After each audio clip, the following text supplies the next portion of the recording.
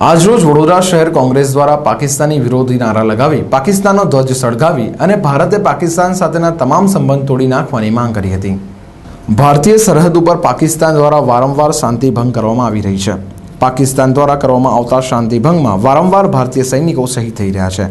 તેવામાં ભારત પાકિસ્તાન સાથે cricket match રમવા જઈ રહી છે, ત્યારે પાકિસ્તાન સામે ભારત સરકારના કુલા વળણની સમગ્ર દેશમાં ભારે આલોચના થઈ ગઈ છે।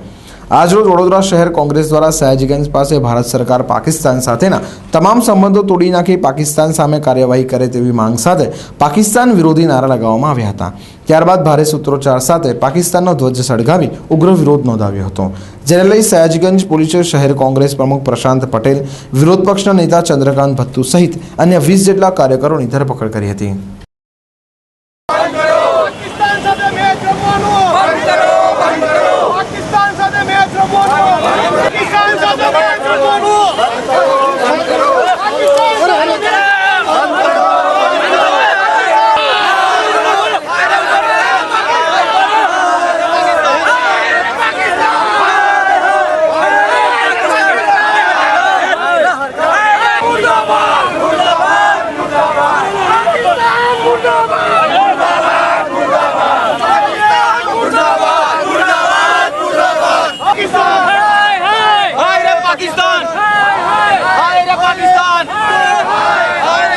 આજે દેશના શહીદો જેના ઘરમાંથી આંસુ નથી સુકાયા અને ઇન્ડિયા પાકિસ્તાનની મેચ થઈ રહી છે, અમારો વિરોધ છે કે મેચ બંધ થવી જોઈએ અને દેશના શહીદોનું માન ખાતરે બંધ થવી જોઈએ અને દરેક ભારતીય આ મેચનો વિરોધ કરવો જોઈએ।